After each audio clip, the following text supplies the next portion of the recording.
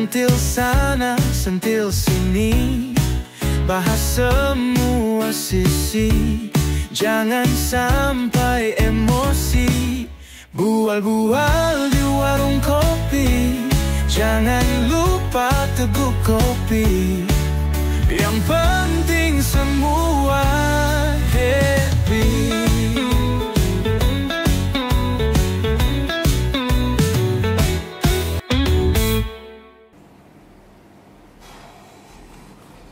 Cuaca panas sekarang, Bang Saud. Tapi nggak juga, kadang-kadang dia tiba-tiba hujan, ya kan? Cuaca nggak menentu. Belum menentu cuacanya sekarang. Jadi, Cuma hawa-hawa puasa tuh udah nampak. Iya. Dulu kan di awal tahun itu kan hujan terus. Ini 2 hari panas ya kan, baru hujan gitu. Aduh, ini Wak Leman belum nyampe ini nampaknya nih. Dia Biasanya ada sudah mengisi ceramah.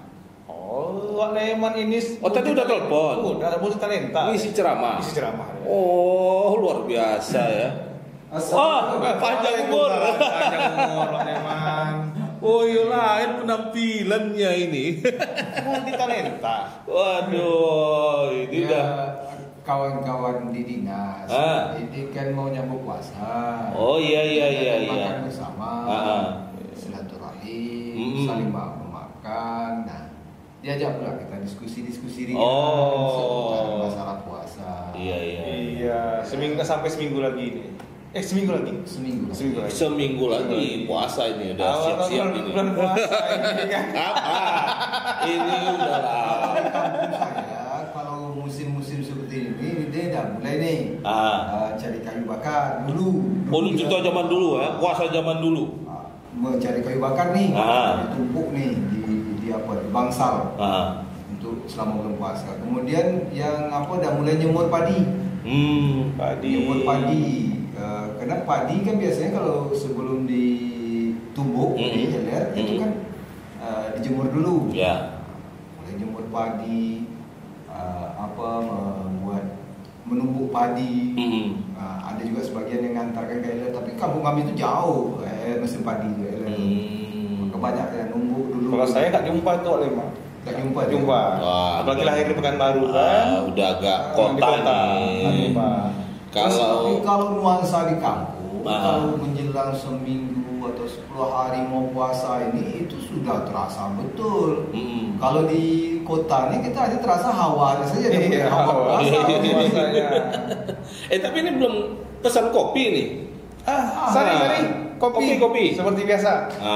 Betul. Ini kalau nggak ngopi nanti kan nggak enak deh kan. Tekak nih kering. Ini mau bual-bual tapi kok kopi amunisinya nggak ada. Iya. Ini dia. Sabarlah Wak Leman. Kalau soal kopi itu pasti disediakan oleh Sari kita ini. Yang kualitas terbaik di total kopi. Sudah Sari yang menyiapkan. Makasih Sari. Ya. Gas dulu ya, sebelum kita lanjut ngobrol ini. Enak ini. Sedap. Ini sampai berbunyi. Tinggal seminggu lagi bisa ngopi pagi ini. Besok tak bisa lagi. Nah, besok tak bisa lagi. Jangan pula ini mau nyambut puasa, bukan main lah ceritanya. Ini terakhir. Tahu-tahu 3 hari setelah puasa ada pula dari kedai kopi itu kan. Makanya dari rangka itu Bang, pemerintah kita kan berupaya maksimal macam mana supaya saudara-saudara kita yang melaksanakan ibadah puasa ini bisa berpuasa dengan penuh kenyamanan, dengan penuh kekhusyukan. Nah, salah satu upaya yang dilakukan pemerintah itu adalah dengan menertibkan rumah makan, kedai kopi. Itu agenda rutin itu. Tapi yang lucunya Wak Leman, kan. Jadi memang dibuatlah di Pampang sama Pemda tuh dilarang masuk bagi yang non muslim, yang muslim, non muslim. Tetapi saya pernah Wak Leman pura-pura lah ke dalam nengok. Pura-pura. Buka pintu, tengoklah Wak Leman, isinya kawan-kawan Wak Leman. Memang ini kan balik ke orangnya. Betul. Balik ke orangnya. Tetapi dari segi pemerintah sudah berupaya nih. Ya. Sudah dipasang merek bahwa rumah makan atau kedai kopi ini khusus bagi non muslim dan musafir. Ya. Kalau kita masuk juga ke sana lagi berarti dua kategori kita. Kalau tak kita termasuk musafir, tentu non muslim. Non muslim. Berarti musafir tuh. Musnuzon. Yang baik ya. Itu. Nah, pemerintah berupaya menciptakan itu. Nah, tetapi tentu saja kita berharap kawan-kawan di Dinas Penanaman Modal dan Pelayanan Keuangan Pintu sebagai leading yang memasang-masang, menutup-nutup kedai kopi dan restoran ini tentu tak pilih kasih rata. Itu di penanaman modal, bukan di Satpol PP yang razia-razia itu. Kalau menetipkannya di Satpol PP, kalau izinnya ada di penanaman modal tadi. Berarti udah mulai hari ini udah mulai mungkin itu Aleman kan? Sudah ada yang mengurus mungkin. Oh gitu ya, karena ini udah sejak beberapa tahun sebenarnya kan isu tentang buka tutup sudah lama, tapi kan kemudian ketika mulai muncul wacana pemasangan merek itu kan mungkin juga setahu saya ya kalau Pekanbaru kan ya baru beberapa tahun terakhir gitu kan. Dulu kan nggak jelas, artinya pemerintah melarang buka. Begitu ada yang tetap ngeyel buka razia diangkut apanya gitu kan. Lalu muncullah ketika beberapa tahun terakhir ya mungkin di era-eranya Pak Jokowi awal-awal itu kan pro kontra ini menguat ya bahwa orang puasa itu apa pula dia memang ujiannya itulah melihat makanan dan minuman. Kenapa pula harus ditutup gitu. Berarti itu bisa mengurangi pahala puasa Wak Leman. Karena kan kalau kita berpuasa dengan tantangan, gitu ya, ujian, lulus kita, pahala lebih besar, begitu, Bung Badil. Dari kalau ditengok dari situ mungkin ada benar, mungkin ada benar. Iya. Tetapi harus kita ingat bahwa masyarakat kita ini tidak hanya dari satu lapis saja, tidak satu komponen saja. Iya. Ada yang masih belajar berpuasa seperti anak-anak. Iya. Ada juga orang-orang yang memang mereka masih imannya masih labil, mulai diasah. Nah ini kan pemerintah berupaya macam mana supaya yang mulai dari pembelajaran anak-anak tadi bisa menjalankannya tanpa ada gangguan ini. Iya. Ingat loh, puasa itu bagian dari ibadah. Dan ibadah itu dimulai dari pembiasaan. Kalau sudah pembiasaan itu apa maksud pembiasaan? Rangkaian paksaan. Itu pembiasaan. Saya nih dilakukan pembiasaan untuk saya mandi pagi. Mak saya kalau saya tak mandi pagi dilempar ke dalam sumur. Jadi itu rangkaian paksaan. Setelah pembiasaan ini sering, maka dia menjadi kebiasaan. Tak perlu lagi ada paksaan. Benar. Nah, karena ketika kebiasaan itu sudah dilakukan oleh orang ramai, dia menjadi kebudayaan. Menjadi budaya.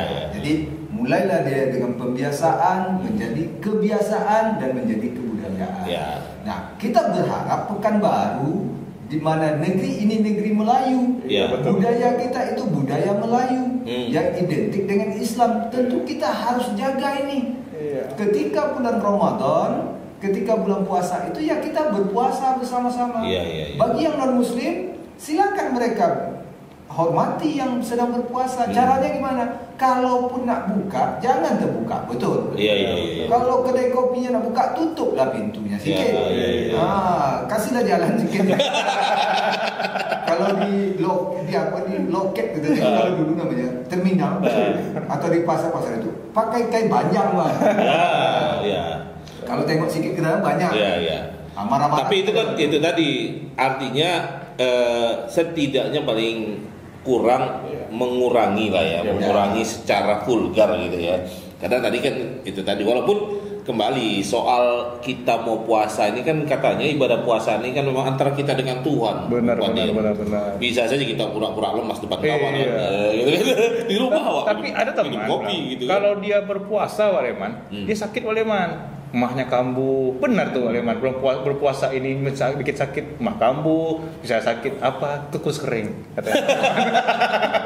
Jadi gini, setiap syariat, setiap perintah Allah itu tidak mungkin akan membuat manusia itu, kita ini manusia hambanya ini menjadi susah. Itu tidak mungkin. Oh, itu dijamin tuh ya? Itu dijamin. Itu. Tak mungkin dia akan membuat sesuatu yang bertentangan dengan sifat kemanusiaan kita. Puasa misalnya. Jangankan dalam syariat Islam, Bung Fadil, ketika dulu orang-orang tua kita, terutama di daerah Jawa sana, nak nuntut ilmu. Oh iya. Olah kanuragannya. Kan? Mereka harus puasa. Puasanya apa? Bisa dengan puasa mendem, puasa mutih. Supaya apa? Ketika tubuh sedang berpuasa itu, intelijensi dia, hafalan dia terhadap mantranya menjadi lebih bagus. Penghayatan dia terhadap mantra-mantranya lebih bagus. Ketahanan tubuhnya lebih bagus. Apalagi ini perintah Allah yang sudah ada syariatnya, ketentuan-ketentuannya. Pasti akan lebih baik lagi untuk kesehatan kita, untuk mental kita. Dan kalau ada anggapan puasa saya tak bisa berpuasa, kecuali kalau ini ditetapkan oleh dokter. Kalau ada dokter memvonis Anda harus sekali 2 jam harus ngemil. Kalau tidak Anda bisa kredit. Maka ini boleh. Dalam keadaan. Tapi pasti ada penggantinya tuh berarti. Oh ya. Dalam Al-Quran itu disebut itu, man kana minkum maridun aw ala safarin, barang siapa di antara kamu yang sakit atau dalam perjalanan, maka wajiblah dia mengganti pada hari lain di luar bulan Ramadan. Boleh nggak puasa? Tapi ingat syaratnya.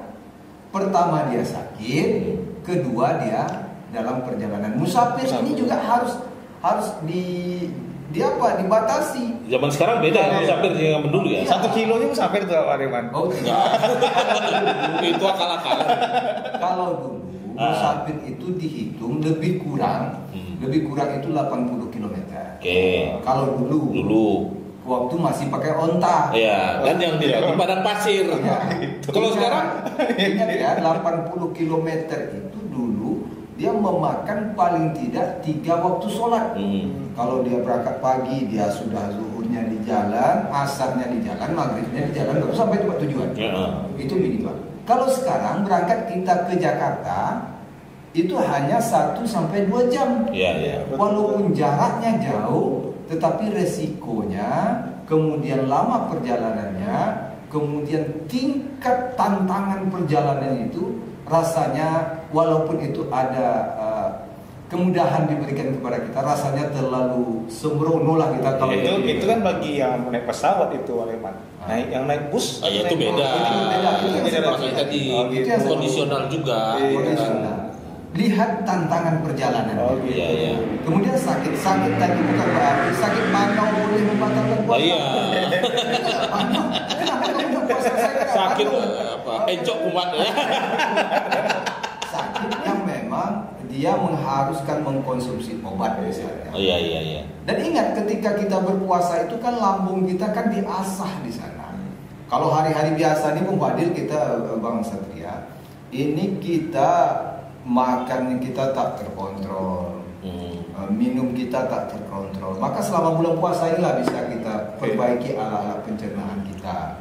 Dan yang tidak kalah pentingnya tadi itu, beri pemerintah menyediakan kenyamanan untuk kita. Apa kenyamanannya? Pertama tadi rumah makan, boleh buka di atas pukul 4 misalnya, pukul 4 sore 16.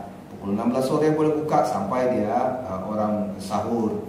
Kemudian untuk yang hiburan malam, ini juga karena ada sebagian jemaah saudara-saudara kita yang muslim ini sedang beribadah, sholat tarawih, sholat isya dan sholat tarawih, kita berharap juga diatur jamnya. Diatur jam bukanya itu. Kalau biasanya bukanya pukul 8, kalau untuk hiburan malam, selama bulan Ramadan ini kapan perlu tutup total. Saya sering apa nih, saya lewat di Aringka 2. Itu jam 9-10 malam itu sudah bunyi musik bumbak. Ada itu warung-warung yang remang-remang itu. Itu seharusnya kan itu ditindak. Dan apalagi mau masuk puasa gitu. Ini seharusnya Satpol PP atau pihak terkait ini turun tangan secepatnya. Makanya mudah-mudahan nanti Satpol PP sudah menetapkan ini. Haruslah itu. Jangan kita di siang hari menahan hawa nafsu, di malam hari memuaskan hawa nafsu. Juga itu. Tapi memang setiap hari itu sampai hari ini itu yang asal saya lewat itu bukanya terus berjejer lah yang kaum Hawa itu di pinggir jalan itu menjajakan diri. Iya, ini kan potret buruk untuk bumi Melayu ini kita. bumi Melayu. Jadi soal Ramadan nggak Ramadan sebenarnya itu harus nggak boleh. Makanya mungkin masuk PAD mungkin tak oleh Eman kok dibiarkan tuh Eman. Wallahu a'lam. Yang jelas. Kalau setahu saya untuk mendapatkan izin hiburan malam itu kan memiliki beberapa kriteria atau beberapa syarat. Salah satunya adalah mendapat persetujuan dari masyarakat lingkungan itu. Kalau tak salah. Benar. Berarti ini kan masyarakatnya kan setuju nih. Yang kedua, dia tetap menjaga adat istiadat, norma yang berlaku di masyarakat. Betul. Kemudian yang ketiga, kalau dia menjual minuman beralkohol, ini dia juga harus dibatasi penjualannya. Nah, dari seluruh kriteria itu dan yang jelas tidak mengumbar aurat di depan umum bagi yang pelayan-pelayan sana. Ini kalau memang sampai ke tepi jalan. Tepi jalan. Kita berharap memang kemarin tuh udah ada razia, saya dengar berita itu ke Jondol. Itu Jondol, itu tidak pernah kita tengok. Mungkin ada wacana kemarin saya baca berita itu memang diminta tutup lah Ramadan. Kasar PP. Tapi kan diminta. Hari ini kan belum pernah di. Wah, ini kalau kita harap segera lah puasa ya kan. Jangan omong-omong aja. Iya. Jadi kadang-kadang kita ini suka begini. Ya, kita melihat kalau ibadah puasa itu hal-hal yang membatalkan puasa saja yang kita pikirkan. Saya puasa, nggak mau saya makan minum di waktu puasa, berhubungan dengan istrinya puasa, gitu kan? Tapi nerima uang lendir saya nggak apa-apa. Gitu.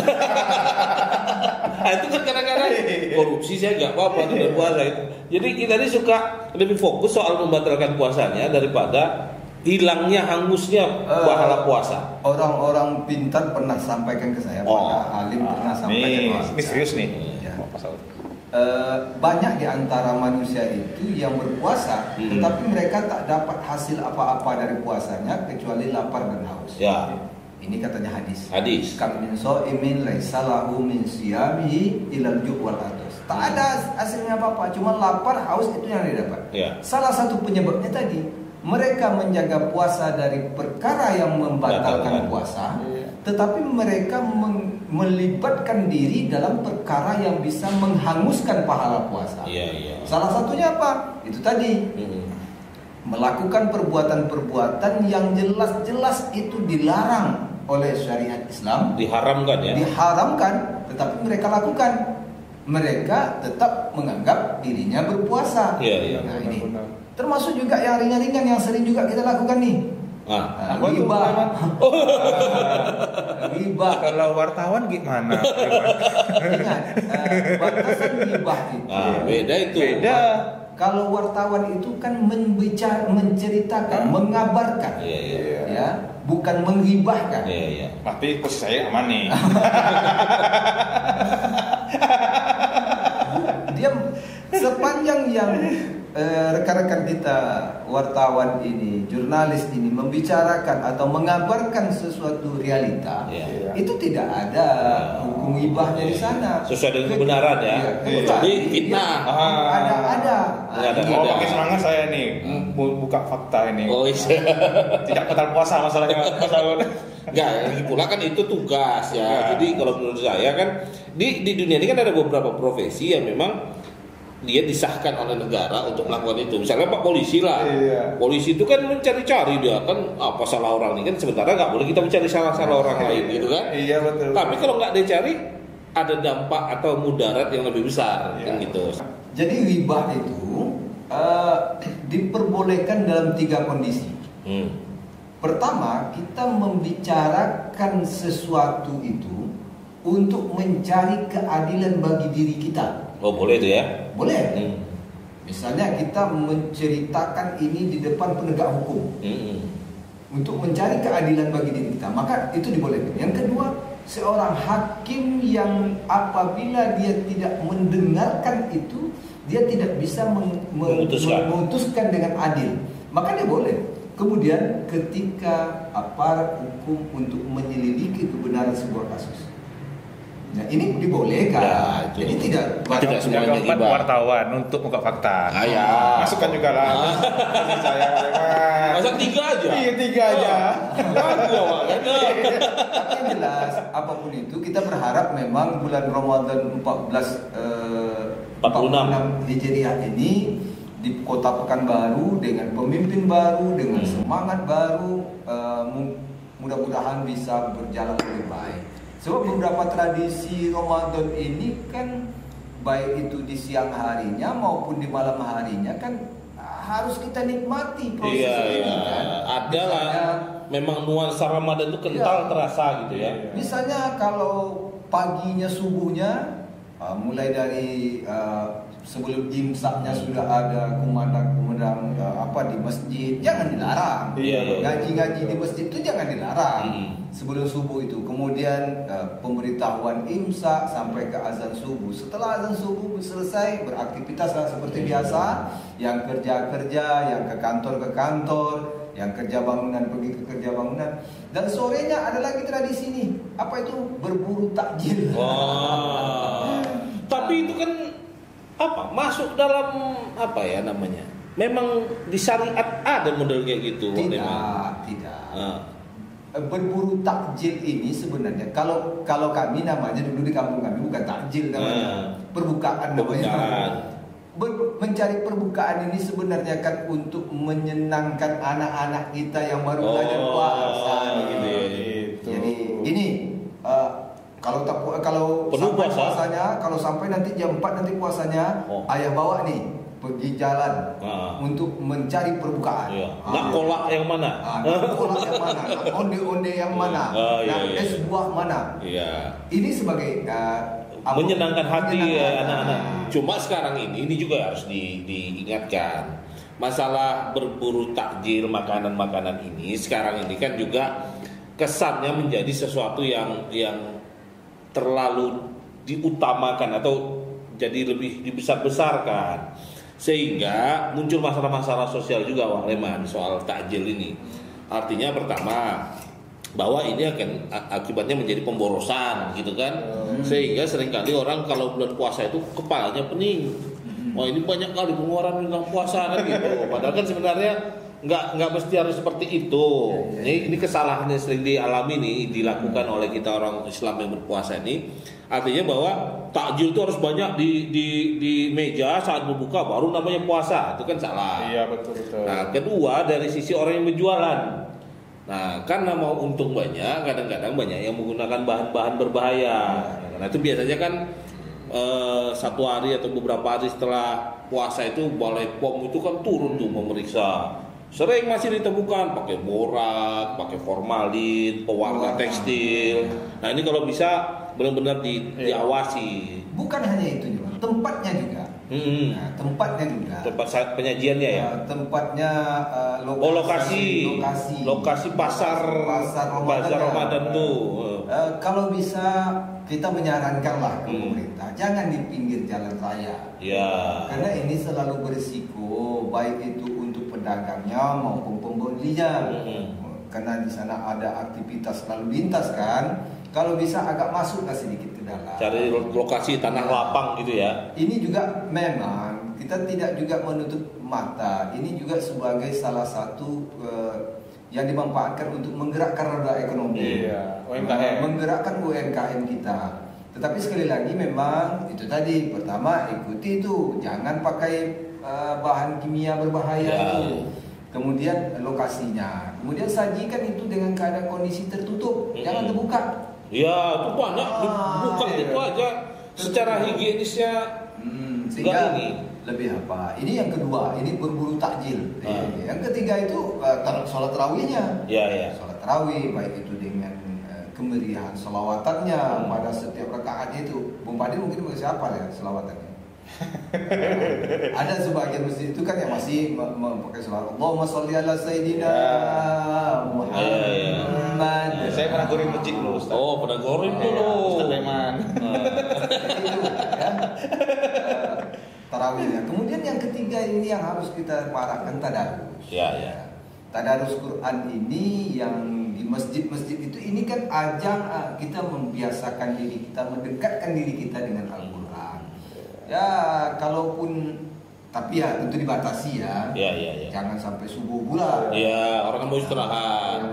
Jadi barangkali itu juga perlu diatur itu. Artinya gini, saya kadang-kadang menemukan juga ada masjid itu sampai jam 2 pagi pakai pengeras suara tadarus gitu kan. Ya bagus, tapi kan kadang-kadang kita perlu bahwa ibadah ini juga mempertimbangkan hal-hal yang sifatnya sosial. Bahwa ya kita ini bumi Melayu, Islam oke, tapi juga kan masih ada umat beragama lain yang ada di sini gitu ya. Nah, untuk siarnya ya oke lah, habis tarawih sampai jam 10 atau setengah 11 dikuatkan dengan toa dan sebagainya boleh lah. Tapi kalau udah setengah 11 atau jam 11 ke atas, kalau masih mau ngaji ya silakan sampai pagi, tapi jangan lagi. Tapi itu kalau boleh dikasih tahu, sebetulnya tadarus yang paling baik itu adalah tadarus di rumah. Oh gitu. Bapaknya, melibatkan semua. Ya, tadarus di rumah. Tetapkan waktunya. Misalnya selesai sholat asar, semuanya kumpul agak setengah jam tadarus. Harusnya gitu ya. Jadi, itu baru keluarga sakinah mawaddah warahmah. Tapi kan sekarang enggak. Jadi ini kawan ini plesetkannya. Istri pertama namanya Sakinah, istri kedua namanya Mawaddah, istri ketiga namanya Rahmah. Tak boleh tuh. Cuma fenomena tadarus ini ya memang kalau saya lihat sekarang ini mulai banyak juga ditinggalkan Wak Leman. Jadi kalau saya lihat di masjid-masjid itu banyak anak-anak memang sekarang yang tadarus. Dan orang tuanya tak kemana-mana. Nah, orang tuanya sekarang di kedai kopi. Nah, ini jadi ngopi itu pindah dari pagi hari ke malam hari. Harusnya kan ramai masjid itu mengaji. Ini tidak. Begitu habis tarawih, mana ngopi, kan gitu. Enggak tadarus. Pengalaman nih oleh mana? Sesekali ada di telepon kawan. Sini kan ngopi. Nah, sementara di masjid tinggal anak-anak yang kecil-kecil ini, nggak ada yang ngawasi. Kadang-kadang kelahi-kelahi, guling-guling dari situ. Nah, ini kan perlu perhatian kita. Kasihan juga pengurus masjid. Saya sebetulnya apresiasi dengan masjid-masjid yang memberikan ruang untuk anak-anak ini. Nah, artinya silakan anak-anak itu untuk bertadarus di masjid. Tetapi sekali lagi batasi penggunaan pengeras suara. Sehingga kalau dia mau mekik-mekik di masjid itu biarlah dia aja yang tahu. Keluar lagi yang tahu. Ya, makanya itu perlu dibatasi. Dan harus ada tetap pengawasan dari orang tua ataupun petugas yang biasanya sudah disiapkan oleh panitia Ramadan. Betul. Jadi panitia Ramadan itu salah satunya ada panitia tadarus namanya. Saya dulu waktu jadi pengurus masjid dulu itu ada reward untuk anak-anak yang hadir setiap malam. Oh iya, malam. sama di masjid dekat rumah saya juga begitu. Karena saya pernah tuh. Ketua masjid di masjid saya dulu. Saya ketua masjid dulunya. Iya. Jadi diberi reward sehingga mereka betul-betul semangat. Iya. Dan kita berharap juga anak-anak kita, orang tua ini ingatkan bahwa tak ada dalam Islam asmara subuh tuh. Iya. Betul, itu juga jadi bahaya tuh. Iya, betul. Banyak juga kita baca berita-berita tuh Ustaz. Jadi harus diawasi juga anak-anak ini mana tarawih kadang-kadang atau asmara subuh gitu. Dari salat subuh itu kan berjalan kaki lah. Ya, ramai. Iya, sebetulnya kalau tujuannya olahraga. Cuman kan sayangnya asmara subuh ini biasanya dengan main petasan, main mercon, nanti terjadi tawuran. Awali dengan lempar-lemparan mercon yang mercon lidi. Tapi ganti mercon cabai. Mercon cabai. Olahraga subuh bagus. Asmara itu kan itu konotasinya yang negatif. Ini akrab dikatakan subuh. Jadi makanya ingatkan orang tua, saudara-saudara kita, awasi anak kita, jangan lagi terlibat dengan gitu. Itu rawan tawuran. Kalau kelompok ini bertemu nanti mulai dari saling mengejek. Betul. Saling lempar kata-kata, akhirnya lempar itu mercon cabai tadi. Iya. Nah, akhirnya tawuran. Itu. Tentu akan lebih baik kalau di masjid tempat mereka tinggal disediakan tempat itu. Iya betul. Untuk aktivitas dia pagi sesudah subuh itu. Iya. Mudah-mudahan akan terhindarkan dari. Ya, ini juga mungkin otokritik untuk pengelola masjid lah ya. Kadang-kadang saya mesti melihat ya pengelola masjid ini lebih berorientasi pada fisik bangunan saja. Tapi pembinaan terhadap anak muda, anak-anak itu enggak apa. Jadi anak muda itu enggak akrab dengan masjid. Ya, kalau dulu kan kalau udah puasa ini memang jadi ajang kegiatannya remaja masjid, ya kan, gitu kan. Benar. Pasti ada kegiatan lomba macam-macam. Saya pernah kalau lomba tadarus, terus lomba antar masjid, lomba azan, lomba sholat gitu kan. Kalau sekarang kayaknya makin menurun. Ya, mudah-mudahan tahun ini akan naik lagi nih. Artinya pemerintah juga mesti stimulus itu. Perlu diingatkan kembali pengelola masjid gitu kan. Dan kalau bulan puasa ini ada satu fenomena lagi, yang pasti bakal kelihatan ya Pak. Bertambah jumlah pengemis. Makin banyak di jalan-jalan pengemis itu kan, mengharapkan kebaikan hati orang dan kemudian mengambil momen bahwa bulan puasa bersedekah, itu dilipat gandakan pahalanya gitu. Makanya kita berharap memang pertama dari segi penertibannya Satpol PP. Dinas sosial juga. Dinas sosial ya. Ini memang betul-betul diperhatikan ini bahwa memang semangat beribadah kita untuk jemaah juga untuk masyarakat kita himbau juga bahwa semangat beribadah kita dan bersedekah kita itu bagus. Memang harus ditingkatkan di bulan Ramadan. Cuman harus bersedekah itu di tempat yang sebenarnya seharusnya. Apa contohnya? Di masjid, di musola, rumah yatim piatu, di basnas, lembaga zakat lainnya, zakat, lazis segala macamnya. Dan itu lebih terjamin. Nah, bagaimana dengan saudara-saudara kita yang mencari penghidupannya di jalan dengan meminta-minta itu? Itu seharusnya kan ada yang mengawasinya. Jadi jangan datang. Yang mirisnya kadang-kadang mereka hanya mengemis pada bulan Ramadan saja.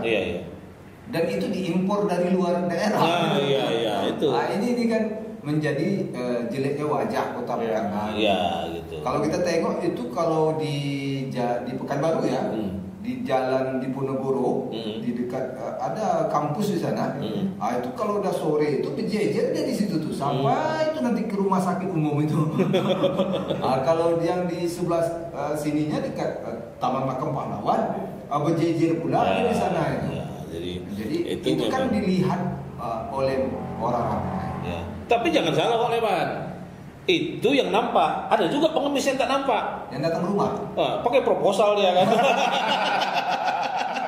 Berseragam. Itu banyak kan. Tapi itu nggak setiap tak setiap hari besar Islam aja. Ada setiap hari besar lah. Makanya ada juga anekdot kan. Lu layar datang, lu Imlek datang, lu Natal datang. Sebenarnya agama lu apalah? Untuk mau gunung, kalau Buki udah lata lah. Adanya anekdot begitu kan? Artinya bahwa ada juga yang kelompok-kelompok tertentu yang itu tadi karena kita memandang bahwa puasa kemudian diikuti Lebaran itu adalah momen untuk bagaimana kita show off dengan kekayaan, dengan sesuatu yang gembira, hura-hura. Padahal itu salah. Gitu semua kan? baru.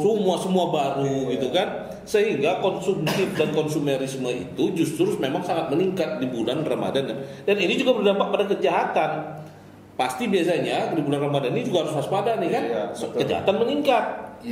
Motor dicuri dari parkiran masjid saat tarawih, ya, pergi naik motor pulang jalan kaki, motor dicuri gitu kan, atau rumah dibobol maling, ya kan, ditinggal belanja. Ini kan ini juga masalah-masalah sosial di bulan Ramadan nih harus waspada ini. Ya, makanya peran RT RW, kemudian pengurus masjid, di bawah koordinasi tentu lurah dan camat ya.